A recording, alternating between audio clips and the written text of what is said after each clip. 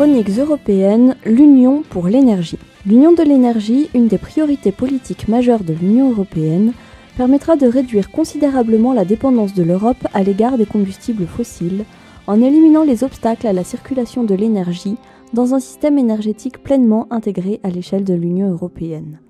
Olivier Copin, attaché économique à la Commission européenne, dresse un état des lieux de la situation énergétique de l'Union. L'énergie, tout d'abord, c'est une priorité européenne. On est un petit continent et on est aujourd'hui le plus grand importateur d'énergie au monde. Et on importe 53% de l'énergie que l'on consomme. L'Union européenne n'empêche pas un degré d'autonomie de chacun des États membres en termes de politique énergétique. L'enjeu de cette Union européenne de l'énergie est de penser la cohérence de la distribution de l'énergie afin d'assurer pour chaque pays une sécurité d'approvisionnement. Selon les traités européens, chaque pays a le droit de choisir ses propres sources d'énergie. Donc là, c'est une zone où l'Union européenne, en tout cas, n'intervient pas. Notre objectif, c'est d'être un facilitateur, notamment en permettant à ces différentes sources d'énergie de pouvoir être utilisées, consommées sur l'entièreté du territoire européen. Et pour ce faire, en fait, on travaille justement sur des réseaux électriques bien interconnectés. Alors, il faut savoir que autant le cœur de l'Europe, il n'y a pas trop de problèmes au niveau de l'électricité. Autant, par exemple, pour ce que j'appellerais des zones périphériques au niveau géographique, comme la péninsule ibérique, ou peut-être l'Irlande, ou les Pays-Bas, la Finlande, il y a des améliorations qui peuvent être faites en matière d'interconnexion avec le réseau européen. Et donc l'idée aussi, c'est d'avoir des réseaux européens qui permettent une solidarité énergétique entre Européens. Ça, c'est dans le domaine électrique. Après, dans le domaine gazier, il y a un vrai problème de dépendance par rapport à un fournisseur, notamment en Europe centrale et en Europe dans la Baltique.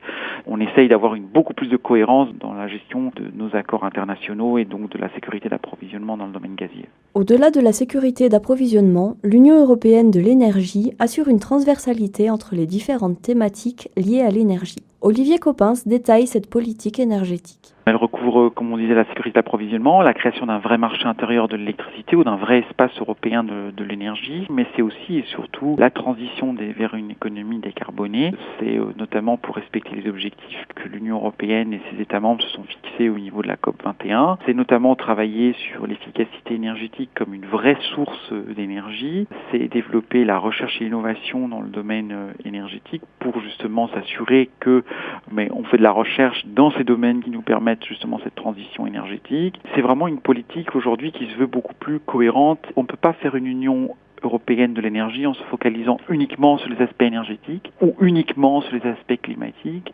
Il faut vraiment se focaliser sur ces aspects-là, mais également sur les problématiques scientifiques, sur les problématiques diplomatiques, sur les problématiques de création d'infrastructures, de cohérence avec les fonds structurels et de cohésion. L'Union européenne de l'énergie n'est pas simplement un ensemble de décisions concernant des structures étatiques ou européennes. Quelles vont être les conséquences de ces politiques énergétiques sur les citoyens européens ? Ça va impliquer beaucoup de choses parce que déjà ça va leur permettre une meilleure sécurité d'approvisionnement, ça leur permettra également d'avoir une énergie électrique plus complémentaire parce que en interconnectant les réseaux électriques des différents pays, on évite des pénuries.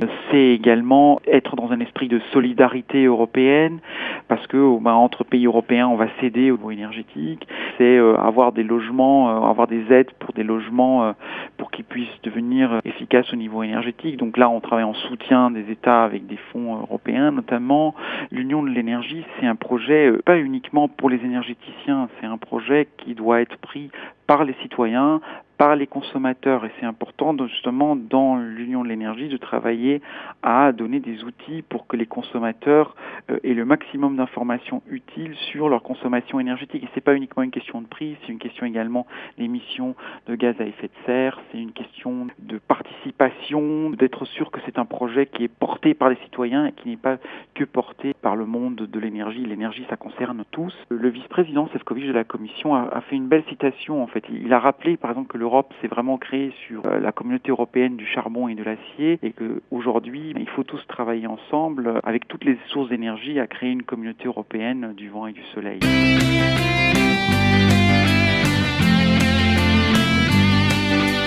Une question sur l'Europe ? Ayez le réflexe Europe Direct. europedirectfrance.eu